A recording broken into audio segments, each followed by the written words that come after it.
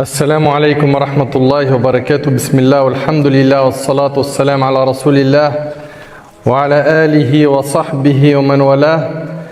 ربي اشرح لي صدري ويسر لي أمري واحلل عقدة من لساني يفقهوا قولي. Mes chers frères et sœurs, tout d'abord on remercie Allah Tabarak wa Ta'ala de nous avoir permis d'être réunis dans une parmi les maisons d'Allah pour l'évoquer, pour augmenter notre foi, pour rapprocher nos cœurs, pour pouvoir profiter de cette assise qui bi'idhnillah est bénie par notre Seigneur Azza wa Jal. On implore Allah Tabarak wa Ta'ala de vous récompenser pour être venus aussi nombreux. On implore Allah Tabarak wa Ta'ala de nous accorder de vivre jusqu'à Ramadan et de pouvoir être parmi les affranchis de l'enfer. On remercie également les responsables de la mosquée, Jazahumullahu khair, qu'Allah les récompense pour leurs efforts pour Da'wa. Et puis j'ai aujourd'hui en ma compagnie un parmi mes bien-aimés en Allah que uhibbuhu kathira, je l'aime beaucoup pour Allah, Habibi Fillah, le Cheikh Eric Younous, qui nous fait l'honneur aujourd'hui d'être avec nous. Et j'ai pas envie de parler longtemps de lui parce que je le porte énormément dans mon cœur, mais vraiment qu'Allah subhanahu wa ta'ala le récompense, le bénisse, qu'Allah tabarak wa ta'ala l'utilise dans le bien jusqu'à son dernier souffle, qu'Allah l'élève en degré et qu'Allah tabarak wa ta'ala fasse que ce qui va être dit aujourd'hui trouve une place dans votre cœur.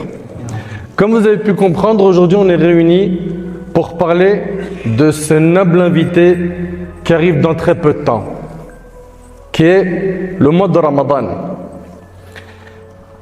Cet invité mérite d'être honoré. Et c'est pour cela qu'on a intitulé la conférence « Seras-tu le même après le mois du Ramadan ?» Seras-tu le même après le mois du Ramadan? Vous avez compris que on va parler de Ramadan et on va surtout parler de la réforme de soi, du fait de s'améliorer, de faire en sorte qu'on ne soit pas les mêmes à l'entrée et à la sortie du mois, comme malheureusement ça a été le cas souvent pour certains, pour ne pas généraliser. Donc on aimerait, Inch'Allah, ensemble se motiver pour que cet invité soit bien accueilli, qu'on puisse profiter de lui et qu'on ressorte de ce mois avec un diplôme, le diplôme de la piété. Mes chers frères, mes chères sœurs, vivre jusqu'au mois du Ramadan, c'est un cadeau de la part d'Allah Tabarak wa Ta'ala. Déjà ça, il faut bien le réaliser. Vivre jusqu'au mois du Ramadan, Wallahi, c'est un cadeau de la part d'Allah Tabarak wa Ta'ala. C'est Allah Ta'ala qui choisit qui il veut pour atteindre ce mois. Et comme vous le savez, il y avait des gens qui étaient avec nous l'année dernière pendant Ramadan, en chemin, ils ont rejoint leur Seigneur. On a prié sur eux. Ils ne font plus partie des habitants de ce monde. Enfin, déjà, réalisons que vivre jusqu'à Ramadan, c'est immense. Et c'est pour cela que les pieux prédécesseurs, avant que Ramadan arrive, 6 mois avant, ils demandaient à Allah de quoi? De les faire vivre jusqu'à atteindre Ramadan. Allahumma ballighna Ramadan ya Rabb wa wafiqna liqiyamihi wa siyamihi ala al-wajh alladhi yurdik. On implore Allah Tabarak wa Ta'ala de nous faire atteindre Ramadan et de nous faciliter de jeûner, de prier convenablement, comme cela lui plaît Azza wa Jal. Donc déjà la première des choses, c'est invoque Allah pour vivre jusqu'à Ramadan. Invoque Allah car ne pense pas que c'est quelque chose de garanti, que tu vas vivre jusqu'à Ramadan. C'est un cadeau de la part d'Allah. Et toi qui as compris ce point, j'aimerais aussi que tu places énormément de bonnes intentions dès maintenant, de te réformer, de changer, de réparer ce qui cloche dans ta relation avec Allah. Pourquoi? Parce que si jamais tu meurs entre-temps, bi'idhnillah, tu auras la récompense de toutes ces intentions que tu avais préparées en amont. T'imagines? C'est-à-dire si parmi vous il y en a qui jusqu'à maintenant ils ne priaient pas, Ok? Il commerçait dans l'illicite, travaillait dans le haram. Il était à fond dans les paris sportifs. Et il faisait d'autres péchés. Si tu places l'intention de te réformer, de renouer avec ton Seigneur Azza wa Jal, de prier comme il faut, de jeûner comme il faut, de préserver tes membres, de faire des aumônes, d'aider les nécessiteux, etc., et que tu meurs avant, tu as la récompense de toutes ces bonnes actions. Pourquoi? Parce que le prophète sallallahu alayhi wa sallam nous enseignait que les actes ne valent que par leur intention. Subhanallah. Ramadan nous ouvre les portes de la piété. Et il y a un verset que je pense vous connaissez tous et toutes. Ce verset qui nous parle justement de la taqwa qu'on doit atteindre pendant le mois de Ramadan. Je vais laisser, Inch'Allah, mon bien-aimé Cheikh Eric nous rappeler ce verset bi'idhnillah et puis continuer à vous parler des mérites de Ramadan. Et cette lancée, vous avez compris, elle a pour objectif qu'on se booste tous. Donc le dars d'aujourd'hui, ça sera aussi une sorte de discussion entre moi et Cheikh Eric bi'idhnillah, ok, où je vais rebondir sur ce qu'il va dire, il va rebondir sur ce que je vais dire, puis parfois on va vous donner la parole, donc ça sera vraiment une discussion. J'implore Allah tabarak wa ta'ala de vous bénir et sans trop tarder, falyatafaddal mashkoura min Allahi ma'joura. Ok, bismillah ar-Rahman ar-Rahim. Ok, mon Cheikh Hayahullah, qu'Allah lui accorde une longue vie pleine de piété. Qu'Allah lui accorde une longue vie pleine de piété. Ainsi j'avais dit. Ya Allah, marie tous les frères qui sont présents, qui ne sont pas mariés, marie-les à la femme la plus belle, la plus pieuse et la plus riche.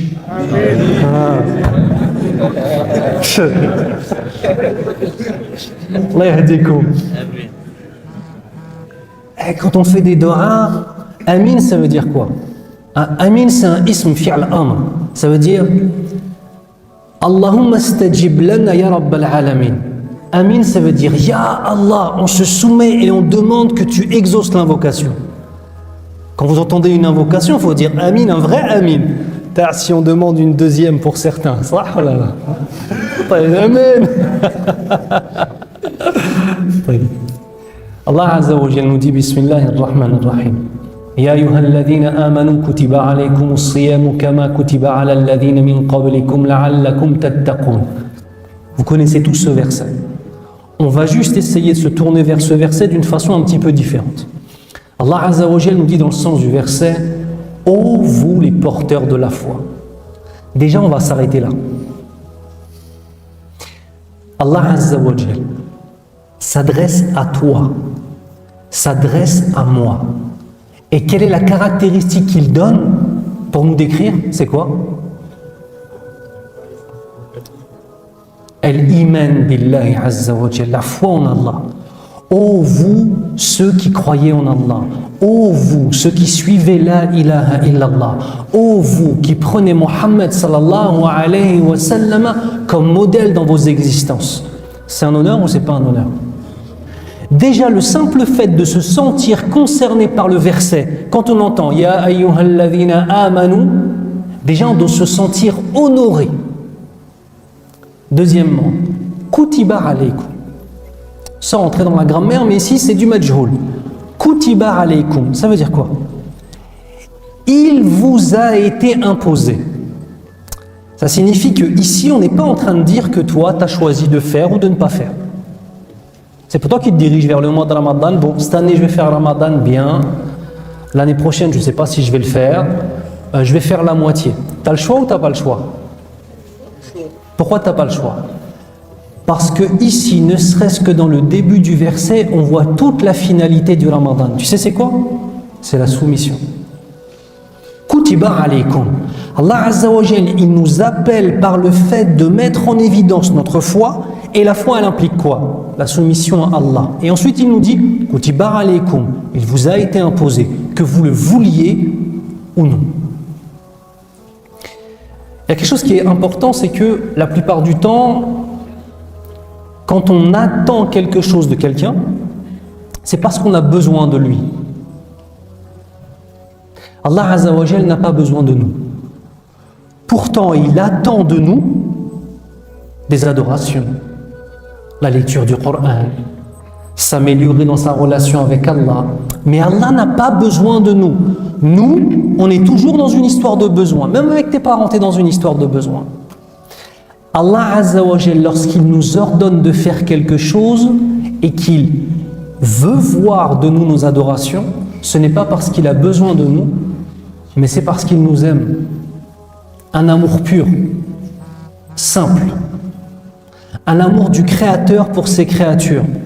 Un amour, l'amour le plus ressemblant qu'on pourra avoir dans cette vie d'ici-bas, c'est un amour de la mère ou du père pour son enfant. L'amour le plus pur que tu peux avoir. Sauf que le père et la mère, ils attendent de l'enfant une reconnaissance et ça va leur faire se sentir parents. Ils ont un besoin. Allah Azza wa Jal n'a pas de besoin.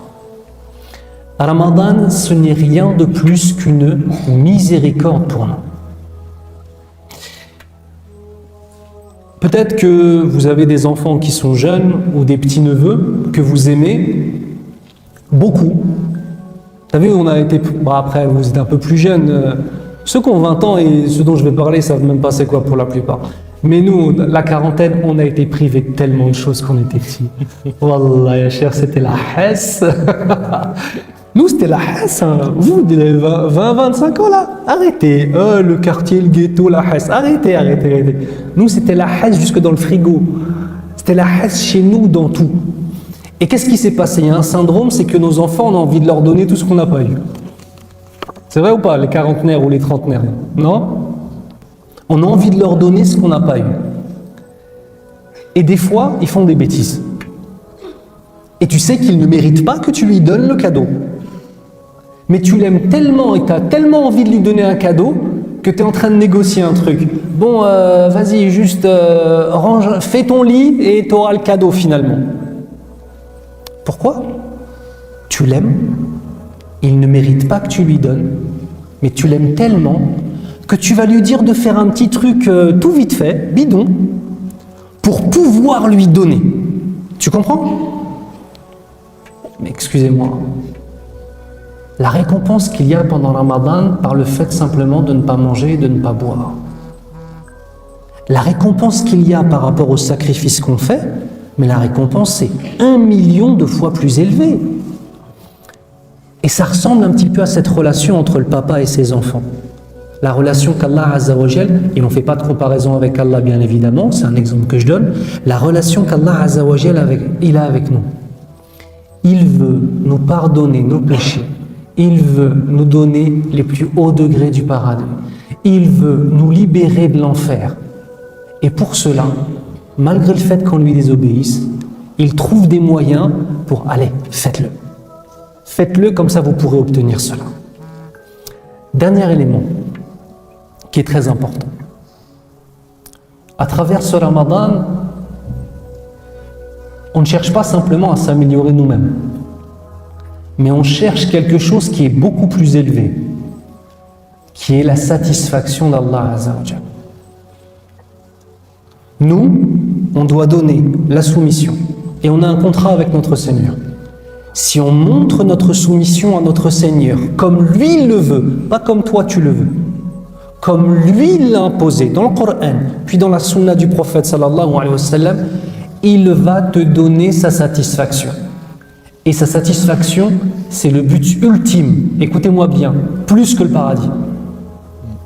Allah Azza wa Jalla nous dit: وعد الله المؤمنين والمؤمنات جنات تجري من تحتها الأنهار خالدين فيها ومساكن طيبة في جنات عدن ورضوان من الله أكبر ذلك هو الفوز العظيم.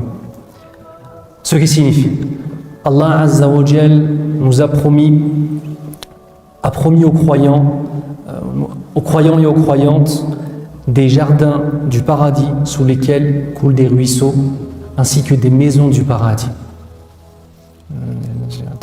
تجري من تحتها الأنهار خالدين فيها, pour y demeurer éternellement.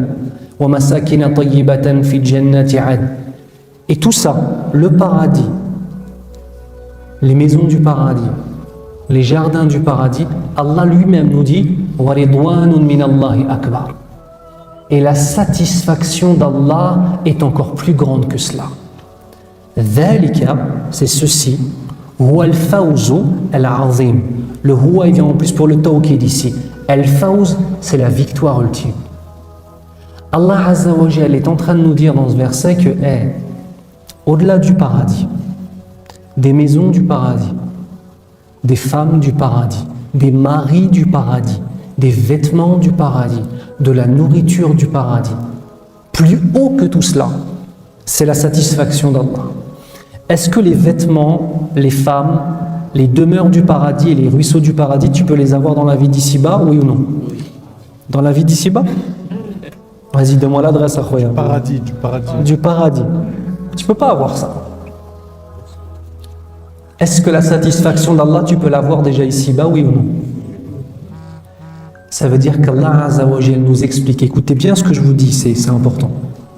Il nous explique qu'on peut obtenir dans la vie d'ici-bas une chose qui est encore plus précieuse que le paradis. Allahu Akbar. La satisfaction d'Allah Azza wa Jalla. Et elle va s'exprimer dans cette vie d'ici-bas par la droiture et le bonheur dans la droiture, ce qu'on appelle halawat al-iman, les délices de la foi. Et elle va s'exprimer dans l'au-delà par les plus hauts degrés du paradis. On demande à Allah Azza wa Jalla de nous accorder les plus hauts degrés du paradis. Ya Rabbal Alamin. Tfaddal. Ça me rappelle un hadith. Non, c'est bon, celui-là, tu peux le garder, celui-là. Ça me rappelle un hadith où quand les gens du paradis vont rentrer au paradis, il est dans les recueils authentiques. Et que, imagine-toi, entrer au paradis, jouir des délices du paradis. Et franchement, rien que d'y penser, voilà, ça fait voyager parce que au paradis, il y a ce que nos yeux n'ont jamais vu. Pourtant, il y en a certains parmi nous, ils sont partis en Thaïlande dans des très belles îles, ils sont partis en Indonésie, ils ont visité des très beaux endroits, ils sont partis pour certains en Malaisie ou bien Dubaï ou autres. Et voilà, ils ont investi dans des activités, dans des hôtels luxueux, etc. Et leurs yeux ont vu des choses splendides. Mais ce que tu réalises, qu'Allah Tabaraka wa Ta'ala, il dit, j'ai préparé pour mes pieux serviteurs. Et les pieux, on va en parler longtemps parce que l'objectif aussi pendant Ramadan, c'est d'atteindre la piété. Et le paradis, il est réservé aux pieux.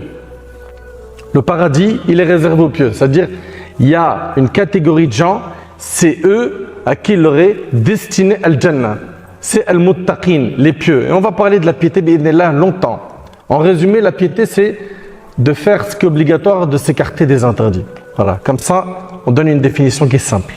Et subhanallah, les gens ils vont rentrer au paradis, ils vont voir les palais du paradis, comme dans le hadith où le compagnon demande au prophète, décris-nous le paradis, il leur dit les maisons, une brique en or, une brique en argent, le ciment qui le relie, c'est du musc. Et tu sais, quand tu entends ça, toi ton référentiel c'est l'or et l'argent de ce bas monde, c'est vrai ou c'est pas vrai? Mais comme l'ont dit les pieux prédécesseurs, ce qu'il y a au paradis ressemble à ce qu'il y a dans ce bas monde que dans le nom. Et non dans la forme.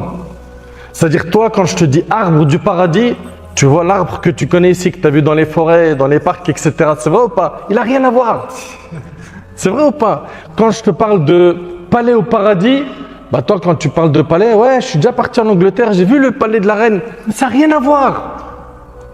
Au paradis, c'est extraordinaire. Et imagine-toi, les gens, ils sont au paradis, ça y est, ils ont occupé leur demeure. Les pieux prédécesseurs, ils nous disent qu'on reconnaîtra notre maison au paradis comme quelqu'un qui sort de la mosquée le jour du vendredi et qui rentre chez lui. Allahu Akbar. C'est-à-dire que je vais rentrer, je ne vais pas dire « Hello, mon adresse ». Moi, je suis le numéro combien, moi, déjà? Il n'y a pas de ça. C'est-à-dire que tu rentres au paradis, tu sais déjà où ta demeure. Et après avoir joui des délices du paradis, Allah subhanahu wa ta'ala, il dit aux gens « Voulez-vous que je vous donne quelque chose de plus grand ?» Mais il y a plus grand que ça, il y a Allah. Et il dira, je vous accorde ma pleine satisfaction. Et je ne serai plus jamais en colère contre vous. Allahu Akbar. Ça me rappelle ce que disait Cheikh Younous à l'instant. La satisfaction d'Allah, c'est pour ça même les savants ils disent que c'est plus grand que le paradis. Le paradis, c'est une création. Mais la satisfaction d'Allah, c'est un attribut divin. Je ne sais pas si vous réalisez. C'est-à-dire que si on arrive, bi'idhnillah, à gagner la satisfaction d'Allah dans notre vie, et qu'on fait les bons choix, parce que le problème c'est quoi? C'est pour gagner la satisfaction d'Allah, il va falloir faire des sacrifices. Souvent, ce qu'on aime, c'est satisfaire les gens, au prix de mettre en colère notre Seigneur Azza wa Jal. Et ça, c'est terrible.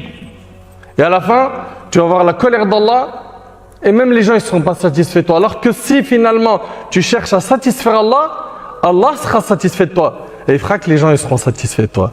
Donc comprends, mon frère ainsi que toi, ma soeur, que l'affaire d'avoir la satisfaction d'Allah, ça doit être un objectif ultime, majeur dans la vie du musulman. Pourquoi? C'est plus grand que le paradis. C'est plus grand que le paradis, donc c'était juste par rapport à ce qu'il disait mon bien-aimé Eric Younous, par rapport à la satisfaction d'Allah. Ça m'a rappelé ce hadith et je voulais en profiter avec vous et je vais laisser continuer dans sa lancée, Inch'Allah. Et je vais t'arrêter plein de fois. Ouais, non, mais très bien, mais je voulais juste. Tu m'as fait penser à quelque chose dans la pensée qui t'a fait penser. Regarde. Qui c'est qui a encore son papa qui est vivant? Qu'Allah le préserve, levez la main. Qu'Allah préserve tous les papas, ya Rabbal Alamin.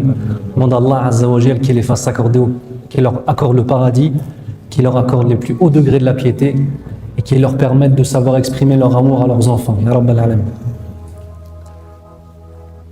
Ton papa, est-ce que quand tu as 2 ans ou 3 ans, il te dit « Je suis satisfait de toi » ? Non. Quand tu as 15 ans, peut-être même pas. Quand tu seras un père de famille, que tu auras eu une femme droite, que tu auras élevé tes enfants dans la droiture, et que je sais pas, un jour va y avoir un truc de folie, genre ton fils il a mémorisé tout le Coran, c'est Ramadan, ton fils est imam pour Salat Tarawih, et là ton père il te fait Radait. C'est vrai ou pas? C'est loin comme ça, c'est vrai ou pas? La satisfaction c'est un résultat. C'est pas quelque chose que tu as dès le début. Et c'est un résultat de quel sentiment? De l'amour. Peux-tu être satisfait de quelqu'un qui ne respecte pas le contrat qu'il a passé avec toi, oui ou non? Des parents peuvent-ils être satisfaits d'enfants qui leur désobéissent, d'enfants qui salissent leur honneur? Parce que, excusez-moi, ton père il a un honneur, ta mère a un honneur, ton nom de famille a un honneur, et même ton prénom il a un honneur. Si tu t'appelles Abdel Karim, ton prénom il a un honneur parce qu'il y a un des noms d'Allah Azza wa Jal dans ton prénom. Si tu t'appelles Mohammed, ton prénom a un honneur parce que tu portes le prénom du prophète d'Allah sallallahu alayhi wa sallam. Si tu t'appelles Moussa, ton prénom a un honneur. Tu comprends? On peut être à la hauteur et essayer d'honorer les choses qu'on a, ou alors on peut les déshonorer. Donc si on a honoré notre nom de famille, honoré notre prénom, honoré notre origine, honoré nos ancêtres qui ont été pieux, qui se sont battus peut-être contre la colonisation ou que sais-je encore, à ce moment-là, comme on a respecté le contrat, il y aura une personne qui pourra te dire « Je suis satisfait de toi ». Mais si je ne respecte pas le contrat que j'ai avec mon Seigneur, si sans arrêt je suis en train d'aller à gauche, à droite avec Allah Azza wa Jal, mais qu'au final j'attends d'obtenir la satisfaction d'Allah Azza wa Jal, billahi alaykum, soyons honnêtes, est-ce que je suis logique, oui ou non? Oui ou non? Je ne suis pas logique. Et vous savez, subhanallah, je dis une chose mes frères, on a des gros problèmes de compréhension de qu'est-ce qu'être un homme. C'est quoi être un homme? Est-ce qu'être un homme, c'est être capable physiquement de faire du mal à son prochain? Est-ce qu'être un homme, pourtant c'est ça le code. J'ai grandi comme peut-être certains d'entre vous, pas dans des tiécards comme vous. Être un homme, c'est celui qui parle peu, qui sait mettre des coups de pression, qui est craint par les gens, et souvent on dit respecté, c'est vrai ou pas? Ah, il est respecté lui, c'est pas vrai, il n'est pas respecté, il est craint, parce que le respect implique l'amour. Le respect, tu respectes ton père, ça, oh là là, mais tu crains quelqu'un qui peut te tirer dessus si t'as pas fait ce qu'il t'avait demandé, c'est pas la même chose.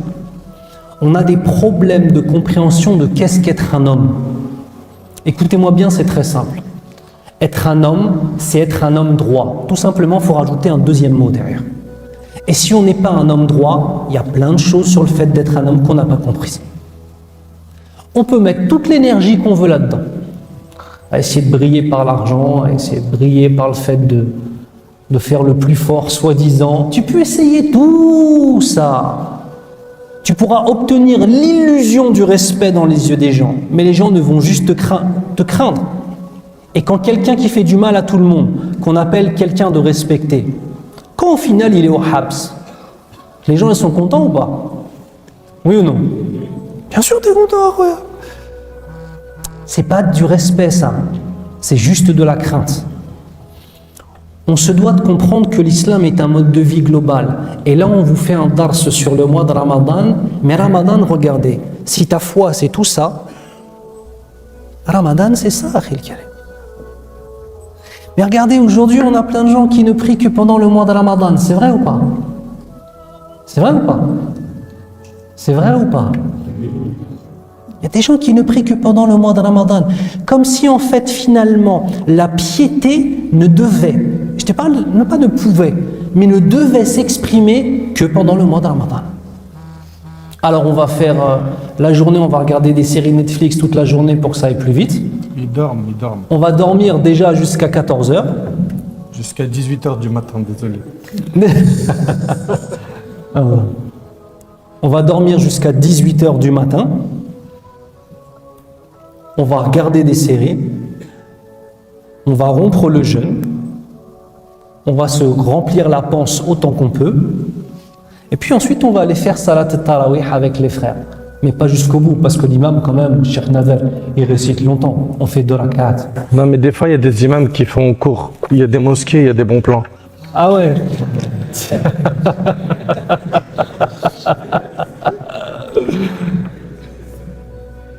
Non mais et regardez, soyons, on est honnête, on est en famille les frérots. On est des frères en Allah Azza wa Jal, c'est comme une famille. Et la personne qui vient de faire ce que je vous ai décrit, honnêtement, il se sent comment? Ça va? Ça va? Ça va, frère? Franchement, j'ai prié un peu quand même, t'as vu? L'illusion. L'illusion. Vous savez, وَمَا الْحَيَاةُ الدُّنْيَا إِلَّا مَتَاعُ الْغُرُورِ. Ça, c'est un morceau de verset qui revient souvent. Wama, et ce n'est pas. Al-hayatu, la vie, ad-dunya, présente, illa, sauf, mata', des choses agréables, al-ghurur, l'illusion. T'as vu, c'est long. T'as vu, souvent on dit que la vie d'ici-bas, elle est éphémère. C'est pas juste ça. La vie d'ici-bas est éphémère, ça veut dire elle ne dure pas, et elle n'est qu'une somme d'illusions. Ça veut dire autour de nous, il y a des illusions. Mais c'est quoi le plus grave? Quand les illusions, elles sont où? À l'intérieur de ton cœur. Arrête. Tu te donnes des alibis et tu as l'impression que c'est bon.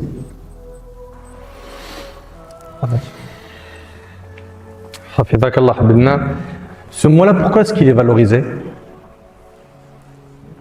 Levez la main. Ouais, la cause. Quelle est la cause qui a fait que ce mois, il a énormément de valeur? Vas-y mon petit frère. Barakallahu fik. Shahru Ramadan, alladhi unzila fihi al-Qur'an. Allah tabarak wa ta'ala, il nous dit le mois du Ramadan au cours duquel le Coran a été révélé. Donc subhanallah, c'est pendant ce mois qu'a débuté la révélation sur notre bien-aimé Muhammad alayhi salatu wassalam. Et ce livre, qui est le guide du musulman, le fait qu'il a été révélé pendant ce mois lui a donné autant de valeur. Ce livre, si on en fait un réel guide dans notre vie, il va nous donner également de la valeur. Auprès de qui? C'est ça le plus important aussi, parce qu'aujourd'hui les gens ils cherchent à avoir de la valeur auprès de qui? De la masse. Faut pas que ma cote elle tombe sur les réseaux sociaux. Faut que je poste tout le temps. Faut que je crée du contenu. D'ailleurs aujourd'hui les influenceurs ils s'appellent plus influenceurs. Ils disent moi je suis un créateur de contenu. Ouais, ma fiche pas de problème. Si tu influences dans le bien, marhaba. Mais malheureusement c'est dans quoi? la stupidité, la médiocrité, les péchés. Et petite parenthèse aussi pour certains qui, hélas, j'ai dit hélas, parce que c'est vrai que ça part d'une bonne intention, mais hélas ils font beaucoup de dégâts parce qu'ils n'ont pas étudié la religion et ils se sont retrouvés à mettre la charrue avant les bœufs. Et donc à prêcher sur le net avec énormément de jahl. Il n'y a qu'à voir TikTok pour faire ce constat triste. Mes chers frères, mes chères sœurs, le Ramadan c'est le mois du Coran et c'était un mois qui était valorisé par notre bien-aimé alayhi salatu wassalam, et il annonçait sa venue aux compagnons en exprimant sa joie et en disant que c'est une bonne nouvelle qui vient d'arriver. Il disait alayhi salatu wassalam, dans le hadith qui est rapporté par l'imam al-Tabarani, selon Ubada, radiallahu anhu, le prophète, il disait, le Ramadan est venu à vous. C'est un mois de bénédiction. Allah vous enveloppe de paix et il y fait descendre la miséricorde. C'est un mois de rahma. Il décharge les fautes et exauce les demandes. Allah subhanahu wa ta'ala va pardonner des péchés et il va exaucer des invocations. Et moi, ce qui arrive là, c'est le passage du hadith qui me secoue les tripes. Il est vraiment très puissant. Le prophète alayhi salatu wassalam, il dit ensuite fa'arullah min anfusikum khayra. Allahu akbar. Montrez à Allah le meilleur de vous-même. Montrez à Allah le meilleur de vous-même. C'est-à-dire quoi? C'est-à-dire que forcément tu dois faire des efforts pendant ce mois. Et je ne veux pas entendre que ouais, mais en faisant des efforts, on va me traiter d'hypocrite. Parce qu'avant, je priais pas, maintenant j'ai commencé la prière et on me dit, t'es un hypocrite, vas-y, c'est que passager tout ça, t'es un saisonnier. Si tu entends ce type de propos, c'est que déjà ta fréquentation elle est bancale. Parce qu'une bonne fréquentation, elle va t'encourager à en faire plus. Et elle va te motiver, elle va te dire, c'est bien, bravo, qu'Allah te récompense, t'as commencé, enfin il était temps. Continue, mais lâche pas. Mais quelqu'un qui dit, ouais, mais lui de toute façon il prie que pendant Ramadan, après Ramadan, laisse tomber. Il a fait même un break avec sa copine, il lui a dit, hey, t'as vu, tu connais, c'est le mois du Ramadan. Juste 30 jours, voilà, t'inquiète pas, hein, je penserai à toi tous les soirs. Je ferai de dua pour l'iftar, Inch'Allah. Ok? Mais après l'Eid, on reprend. Ces personnes-là qui font même un peu d'effort, Allah barik fikoum, valorisez-les. Arrêtez de leur mettre des coups de massue. Ou bien la petite sœur qui va porter le hijab pour venir à Tarawih. Et on va lui dire, oh, regarde comment t'es habillé. Ça colle pas le hijab avec ce que t'as comme code vestimentaire. Et puis c'est que pendant Ramadan, et regarde dans la journée comment tu t'habilles. Motivez les gens à faire le bien, Allah yahdikum. N'aidez pas le diable contre vos frères et vos sœurs. Rapprochez-les de la piété. Rappelez-vous du prophète alayhi salatu wassalam, quand le jeune il est venu le voir, il lui a dit, autorise-moi à commettre la fornication. Je ne sais pas si vous réalisez. Hein. Et le prophète alayhi salatu wassalam, qui lui parle avec subhanallah de la rahma et qui va faire le nécessaire pour convaincre. Est-ce que tu aimerais qu'on fasse ça avec ta mère? Tu aimerais quelqu'un qui commet la fornication avec ta mère? Est-ce que tu aimerais qu'on fasse ça avec ta sœur, avec ta tante? Et à la fin, l'homme il lui disait non, il lui a dit ben, la fille avec qui tu veux faire ça, c'est forcément la sœur de quelqu'un, la mère de quelqu'un, la tante de quelqu'un. Et donc là, on voit qu'il est dans le dialogue, il est en train de le convaincre. Et donc à la fin, il lui a expliqué, si tu veux pas qu'on fasse ça aux femmes de ta famille, ne le fais pas aux autres. Sois juste. Simounir?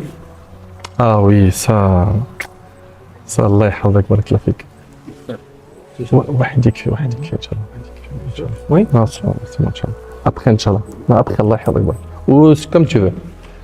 Tu vois, ça, c'est un thé fait avec amour. Allah. Celui-là, avec les bulles, les Marocains, ils ont dit quand il y a les bulles, c'est-à-dire il y a du respect. Moi, je ne sais pas pourquoi. C'est eux, ils m'ont dit. Subhanallah, je disais que notre bien-aimé alayhi salatu wassalam, il tendait la main à ceux qui étaient dans le péché. Et aujourd'hui, on voit certains dans le péché, on les enfonce, on les écrase, on les affiche, on les humilie. Le prophète, alayhi salatu wassalam, il en a vu des désobéissants. Il appelait plutôt à quoi? À couvrir leurs fautes.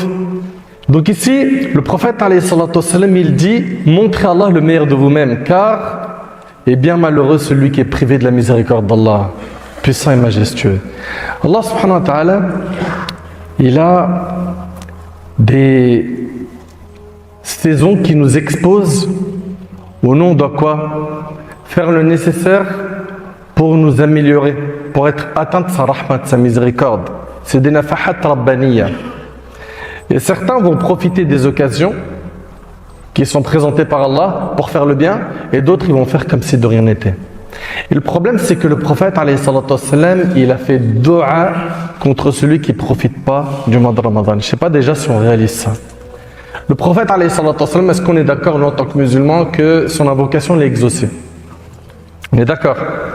T'imagines, il est monté sur le mimbar et il a dit Amin, Amin, Amin.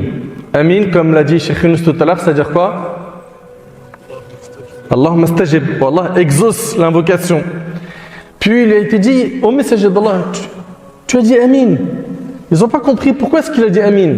Et il leur a dit que Jibril, l'ange Gabriel, est venu, il lui a dit que celui qui rencontre le mois de Ramadan, et donc qui ne va pas en profiter, et qui va s'exposer à la colère d'Allah au lieu de faire quoi? Au lieu de faire des bonnes actions. Que celui qui rencontre Ramadan et qu'il ne lui est pas pardonné, qu'Allah l'éloigne, qu'Allah l'humilie. Et le prophète sallallahu alayhi wa sallam, il dit Amin. Donc mes frères, mes sœurs, je pense que personne parmi nous va être atteint par l'invocation du prophète alayhi salatu wa sallam. On a trop à gagner pendant Ramadan et on a beaucoup à perdre si on en fait un mois classique comme tous les mois de Ramadan qui sont passés dans le passé pour certains. C'est un mois où Allah tabaraka wa ta'ala il pardonne les fautes. Je ne sais pas si on réalise. Il y a beaucoup de gens qui disent mais qu'est-ce que je gagne pendant le mois de Ramadan? Mais tu réalises Man sama Ramadan imanan wa ihtisaban ghufira lahu ma taqaddama min dhanbi wa man qama Ramadan إيمانا واحتسابا غفر له ما تقدم من ذنبه ومن قام ليلة القدر إيمانا واحتسابا غفر له ما تقدم من ذنبه. Mais c'est énorme. Le prophète alayhi salatu wassalam, il dit que celui qui jeûne le mois du Ramadan, poussé par sa foi, il a aussi l'espoir en la récompense d'Allah. Allah il lui pardonne ses péchés. C'est beaucoup. Et pareil pour celui qui va prier pendant Ramadan, les prières nocturnes. Et pareil pour celui qui va prier pendant la nuit du destin. Pas le pardon des péchés, c'est énorme. C'est énorme. On ne peut pas passer à côté de cette récompense. Et malheureusement, il y a beaucoup de gens, qu'est-ce qu'ils vont faire? Ils vont jeûner chez Yunus, c'est qu'est-ce qu'ils vont faire? Il ne va pas manger, il ne va pas boire. Ok? Mais pendant la journée, des insultes à tout va, de la médisance, la calomnie, des désobéissances par les membres du corps, ses yeux vont regarder le haram. Certains même malheureusement on l'a vu, et ça s'il vous plaît Allah yabarik fikum. Mais soyez tous des acteurs pour conseiller avec douceur et sagesse certains de nos frères et certaines de nos sœurs qui font beaucoup de désobéissances et qui les affichent.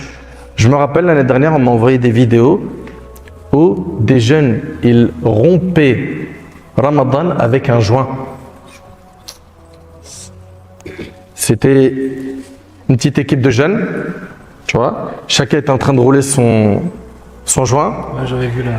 Et le Maghreb arrive et c'est l'excitation, la joie. Et en fait, ce que je comprends pas, c'est on vous a pas expliqué c'est quoi Ramadan. Vous pensez Ramadan c'est je mange pas, je bois pas, c'est ça? C'est comme ça que tu vas avoir la récompense de Ramadan, Cheikh Yunus, c'est comme ça qu'on a la récompense de Ramadan. Je mange pas, je bois pas et je roule un spliff au Maghreb.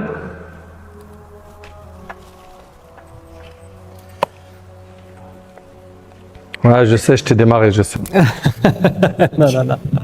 Non, je voulais revenir, et je vais parler de ça, mais je voulais revenir sur autre chose avant, Inch'Allah ta'ala, quand tu as dit tout à l'heure, aider nos frères et nos sœurs qui reviennent petit à petit à Allah Azza wa Jal, qui parfois n'ont pas forcément le meilleur des comportements quand ils le font. Qu'il faut savoir avoir de la sagesse, qu'il faut savoir aimer son prochain en fait, tout simplement. Il faut savoir aimer son prochain, il faut savoir aimer les gens. Il y a des gens, ils n'ont pas appris à aimer. Peut-être dans leur famille, on leur a pas enseigné comment aimer. Peut-être qu'eux, ils ont fermé leur cœur à l'amour. En fait, ils ne savent pas comment aimer les gens. Ils ne savent pas, vraiment, quand je parle de ça, c'est pas de l'ironie ou quoi, vraiment. J'ai rencontré beaucoup de frères, quand on parle avec eux, même leurs enfants, ils ne savent pas comment les aimer. Même leur épouse, ils ne savent pas comment on aime une épouse. Ils savent comment on tente de profiter d'une meuf, mais ils ne savent pas comment on aime une épouse. Ils savent comment on frappe un enfant, mais ils ne savent pas comment aimer leurs enfants. Ils savent qu'on est frères en islam. Et par contre, il y a une chose, c'est qu'ils ne savent pas prendre du recul vis-à-vis des actes qui sont faits. Parce que quand je te parle, Akhil Karim, mon but c'est quoi? C'est de me défouler ou c'est que tu changes? C'est quoi le but? C'est ça la réalité. Frère, ce que tu fais c'est haram. Ok, d'accord. Si tu lui dis comme ça, comme un apache, t'as lancé ton tomahawk sur lui, est-ce que là il va changer, oui ou non? La question c'est est-ce que sur la finalité, notre façon de parler aux gens peut les amener à changer? Chacun a son caractère. Tu peux être dur, tu peux être doux.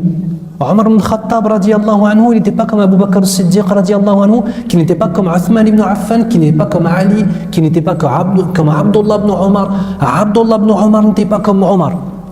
On a nos personnalités, je ne dis pas le contraire. Mais gardez toujours à l'esprit, quand vous ouvrez vos bouches pour parler de din, posez-vous juste une question. Est-ce que le but, c'est que les gens en face de toi cessent leur désobéissance et s'améliorent, ou est-ce que finalement il y a un truc de moi je fais et toi tu fais pas? C'est la première des choses. La deuxième des choses, vis-à-vis du mois de Ramadan, nous sommes tous d'accord que Allah Azza wa Jal enchaîne les démons, alors pas tous les démons, mais les grands démons, d'accord, durant le mois de Ramadan. On est d'accord ou pas? Il enchaîne les démons, que ce soit pour les musulmans ou pour les non-musulmans. Ce qui signifie que certains non-musulmans sont voilés toute l'année vis-à-vis du message de l'islam et vis-à-vis de la lumière de l'islam en raison de certains shéatines qui tournent autour d'eux. Pendant le mois de Ramadan, ceux-là, ils sont comment? Ils sont enchaînés. C'est la bonne occasion de faire da'wa ou pas? C'est la bonne occasion d'appeler à l'islam, Inch'Allah ta'ala. Ça, c'est le deuxième élément. Troisième élément.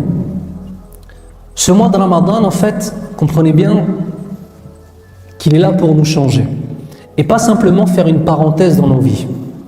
C'est pas j'ai ma vie pendant 11 mois, ensuite pendant un mois j'en ai une autre, et ensuite pendant 11 mois je repars sur la même. C'est pas ça. Le mois de Ramadan, c'est comme une école. Et à la fin du mois de Ramadan, c'est comme si tu avais un diplôme et que tu étais capable maintenant de passer à la classe supérieure. C'est bon l'image ou pas? Tu dirais quoi de quelqu'un qui a 27 ans, qui est encore en CE1? Tu lui dis quoi avec? Qu'est-ce que tu lui dis? Dis-moi ce que tu lui dis. Reste poli juste. Qu'est-ce que tu lui dis? Travaille, Allah yahdik. Il a voulu dégainer, cher. Tu vas lui dire, qu'est-ce qui se passe? T'as 27 ans, t'es encore en CE1, khoya. 27 ans, si tu continues les études à 27 ans, j'espère que t'es après le bac, c'est vrai ou pas? Au minimum, on est d'accord là-dessus ou pas? Quelqu'un qui redouble sans arrêt.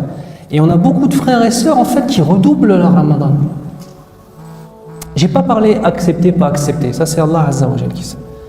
Mais en fait la personne, avant le premier jour du Ramadan, la personne commence à changer, prend quelques petites habitudes, et dès qu'on a le jour de l'Eid, la personne repart à ce sur quoi il était ou elle était. Il y a un problème ici. Il faut qu'on ne soit pas des gens qui redoublent leur Ramadan. Vous savez, subhanallah, les années sont censées être un témoin de notre sagesse et de notre piété. En principe, mes frères, allez, qui parmi vous a entre 25 et 30 ans? Levez la main. Vous êtes censés porter ici un modèle de piété bien plus grand que des jeunes qui ont entre 15 et 25 ans. On est d'accord là-dessus ou pas? Parce que sinon, ça voudrait dire que la dunya et les années qu'on a eues dans la dunya, on les a passées, rien du tout en fait. On est censé avancer dans l'âge et prendre en sagesse, prendre en piété, faire des erreurs, même tomber, mais se relever, repartir. Et en fait, plus tu vas avancer dans l'âge, plus tu dois porter de la piété. Quelqu'un qui a 20 ans a une mission à communiquer un message de piété à ceux qui en ont 15. Et ceux qui en ont 15 ont une mission et un message de piété à communiquer à ceux qui en ont 10. Une des grandes catastrophes qu'on a aujourd'hui, c'est qu'en fait, on vous considère toujours comme des enfants. T'as les jeunes de 15 ans, t'as les jeunes de 16 ans, 17 ans. Ils veulent faire les hommes. Mais au fond d'eux-mêmes, il n'y a personne plus que eux-mêmes qui se considèrent comme des petits bébés, comme des petits enfants. Parce qu'en fait, ils veulent jouer sur les deux tableaux. Ils veulent le respect qu'on donne aux hommes, et ça, ce respect, il se mérite, hein. Il ne se donne pas, il se gagne. Le respect qu'on donne aux hommes, il se mérite, il se gagne, il ne se donne pas comme ça. Ils veulent cela, mais ils veulent continuer à agir comme des enfants en se disant « mais c'est pas grave ». Ok. Troisième élément. Ramadan, donc, je vous ai dit, c'est comme une école en fait. Et on va essayer d'obtenir le diplôme pour passer à la classe supérieure. C'est bon? Ok. Dans cette école-là, on va apprendre à affaiblir nos corps. On a les passions du corps et on a les passions de l'âme. Je répète, on a les passions du corps et on a les passions de l'âme. Bien que les deux puissent se rejoindre dans certains éléments, mais de façon globale. Les passions du corps, c'est, akramakumullah, le désir sexuel. Les passions du corps, c'est la nourriture. Les passions du corps, c'est avec sa langue, là, de vouloir parler en mal des gens. Quand tu ne manges pas pendant 18 heures, tu n'as plus de désir. C'est vrai ou pas?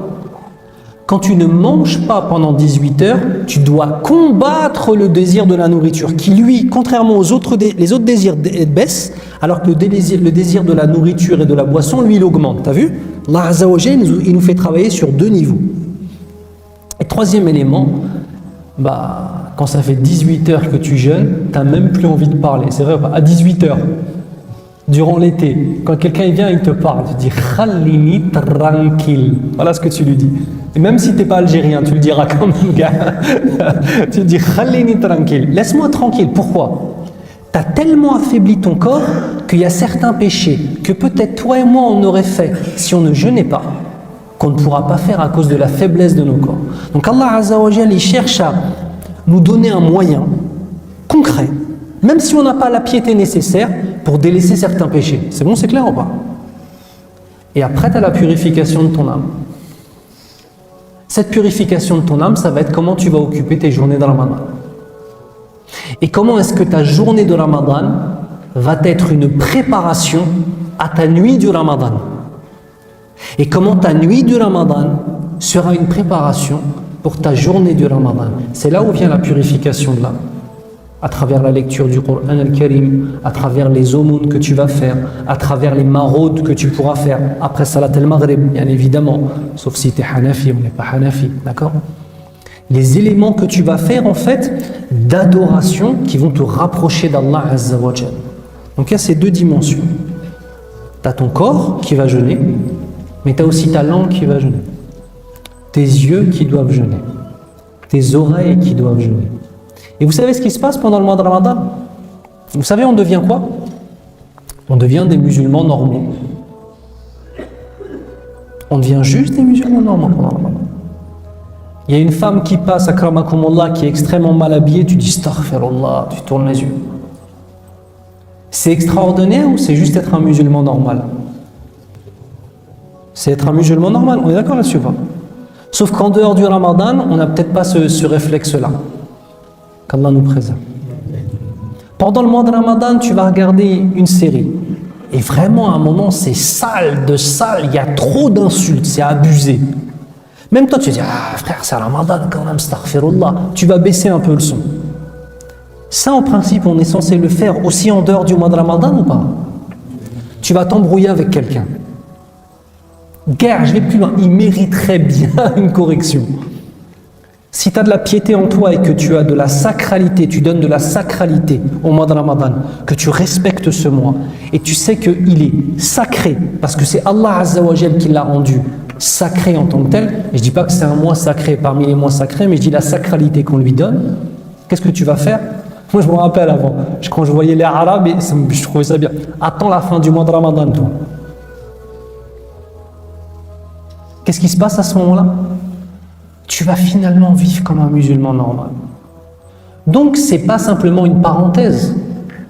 C'est une étape qu'on doit prendre et les habitudes que l'on prend pendant le mois de Ramadan, le but, c'est de faire quoi? De les garder. Parce que si tu t'habitues pendant 30 jours à ne plus regarder les femmes qui sont mal habillées, ou les femmes à ne plus regarder des hommes qui sont mal habillés, ton âme va s'y habituer. Si tu prends l'habitude de ne plus dire d'insultes et à la place des insultes de dire Subhanallah, Alhamdulillah, Allahu Akbar, moi c'est comme ça que j'ai fait avec les insultes. Et j'ai remplacé les moments, parce que les insultes, j'ai remplacé quand quelqu'un m'énerve, c'est Subhanallah. Vous savez ou pas? Le but c'est de garder ce qu'on a acquis. Parce que sinon on va ressembler à celui qui va travailler pour ses examens. Et le jour de l'examen, il ne donne absolument aucune réponse. Il va redoubler ou pas? Qu'Allah nous préserve. Il y a un point qui est important, Habibna, c'est le point de celui qui jeûne, mais jeûne qu'avec le ventre. Le prophète, alayhi salatu wassalam, il a dit Rubba sa'im laysa lahu min siyamihi illa al-ju' wal-'atash. C'est-à-dire quoi? C'est-à-dire que certains jeûneurs n'auront finalement de récompense de leur jeûne que la faim et la soif. Ah, c'est terrible, subhanallah. C'est comme si tu bossais dans une société, ok, à la fin du mois, on te dit merci beaucoup. Tu dis ouais, mais t'as vu le nombre d'heures que j'ai fait? T'as vu tout ce que j'ai fourni comme travail? La rémunération? Il dit non, ça nous a pas plu. T'arrives à réaliser le truc? Là, t'imagines, tu fais des efforts pour Allah pendant 30 jours où tu te prives de manger et de boire. C'est déjà un effort. Ok? C'est quelque chose. Et à la fin, t'as rien. T'as pas de récompense. T'auras eu quoi? La faim et la soif. Comme récompense de ce jeûne, parce que c'est un jeûne où il n'y a que le ventre parmi tous les membres du corps qui ont jeûné. Mais il est où le jeûne des yeux? Le jeûne des oreilles? Est-ce que vos yeux ils vont jeûner de ce que vous avez l'habitude de regarder dans les smartphones et qui parfois c'est illicite ou souvent même c'est illicite? Est-ce que vos oreilles vont s'abstenir d'écouter le haram? Est-ce que vos langues vont se maîtriser pendant Ramadan ou est-ce que je suis le même? Fais gaffe. Fais gaffe, pourquoi? Parce que tu peux te retrouver finalement à faire cet effort qui est le jeûne et rien récolter comme récompense. Et il y a un point qui est hyper important, c'est notre rapport avec ce bas monde. Là, on a un mois où, comme vous le savez, les démons ils sont enchaînés. Ok, comme vous avez entendu tout à l'heure par Cheikh Younous. Et il y a un ennemi qui, lui, par contre, il n'est pas enchaîné, c'est ton nafs. On en a déjà parlé dans des conférences. Tu auras 30 combats sur le ring avec ton nafs. Ok, parce que souvent, quand tu parles aux jeunes, tu lui dis ouais, dis shaitan, t'as vu al shaitan. Wallah, mon frère, on aimerait dire shaitan. La meuf, c'est wallah, shaitan, il m'a eu. Shaitan, à chaque fois, il te colle shaitan. Taïb, très bien, Ramadan. Qu'est-ce que tu as à me dire? Les démons, ils sont enchaînés, hein, les rebelles parmi les shayatines, n'est-ce pas? Taïb. Maintenant,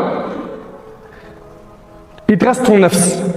30 jours, ton ego là, que tu as mal habitué, que tu as mal programmé, tu vas devoir mettre un nouveau logiciel.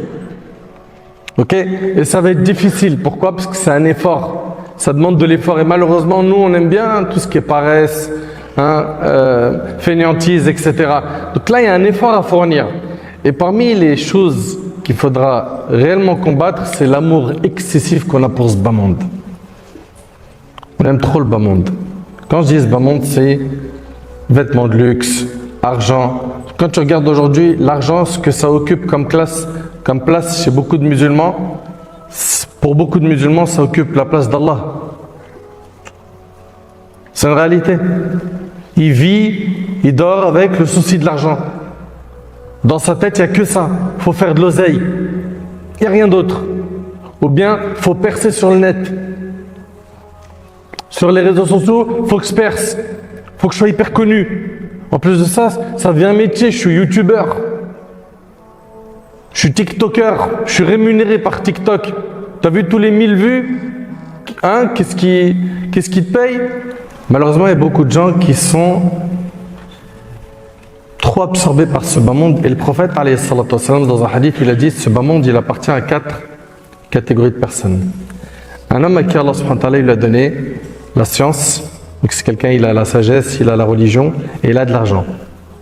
Quelqu'un qui a la religion et qui a de l'argent, qu'est-ce qu'il va faire? Il va dépenser l'argent dans les nobles causes, on est d'accord ou pas? Très bien. Ensuite, deuxième catégorie, c'est quelqu'un qui n'a pas l'argent du numéro 1, mais qui a la religion et qui dit, si seulement j'avais quoi? L'argent du numéro 1, j'aurais fait comme lui. Eh bien, les deux, fil ajr, ils sont quoi? Sawa.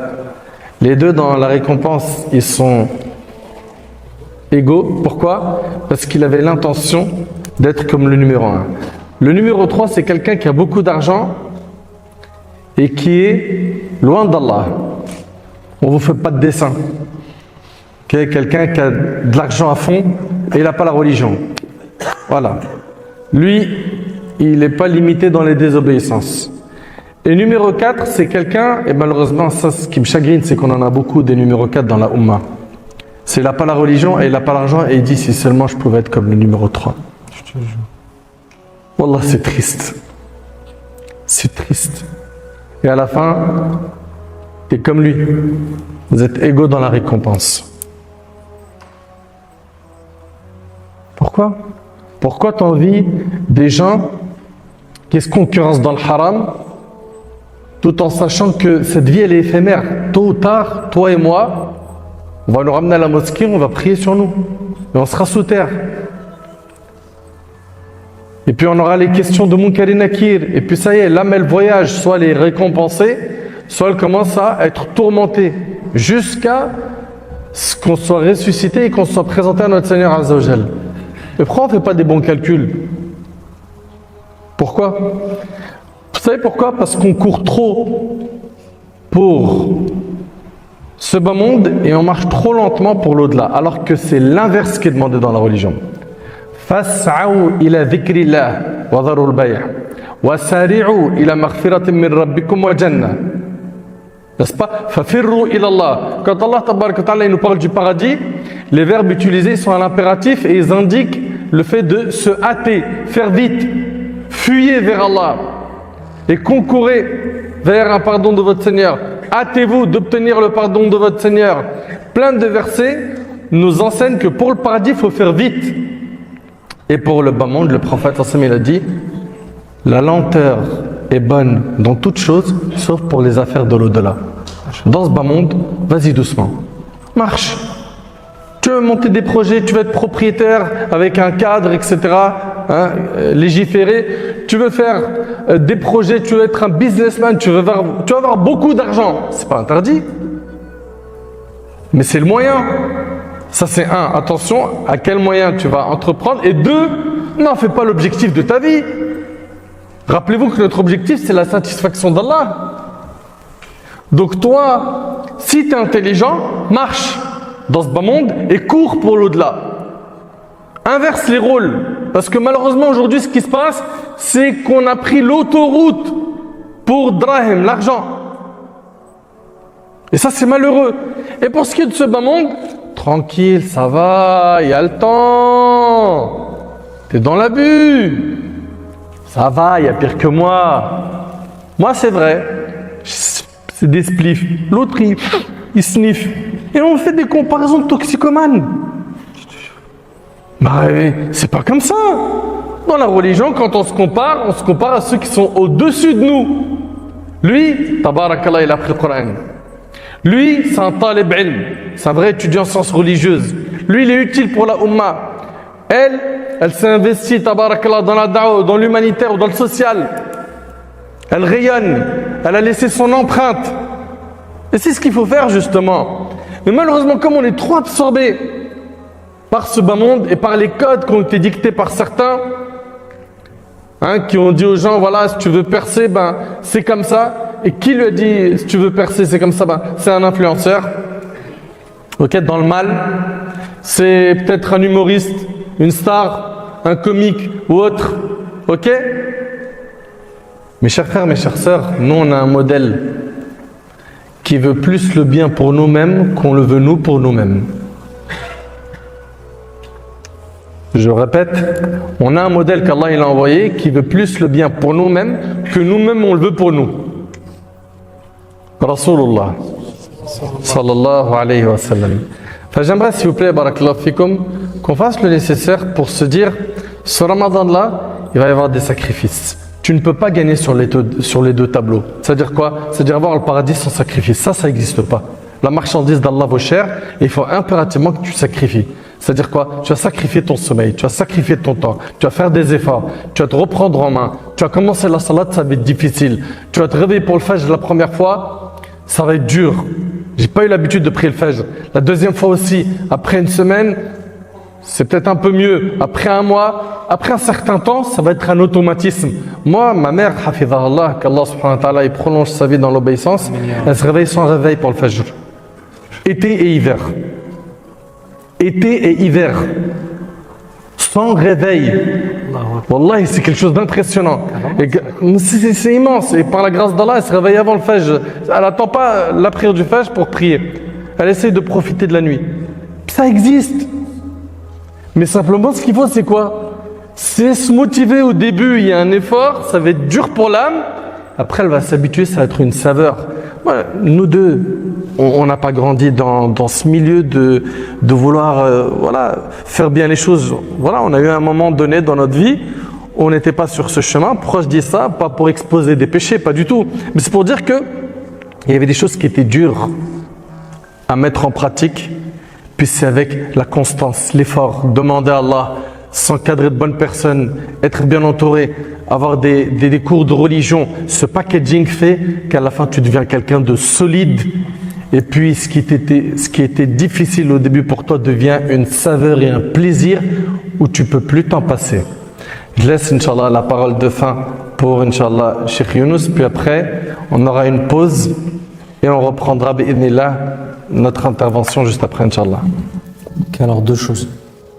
Pour reprendre ce qu'a dit Cheikh Nazar, hafidhahullah, qu'Allah le préserve, en fait, c'est juste reconnaître que la lumière, c'est l'islam.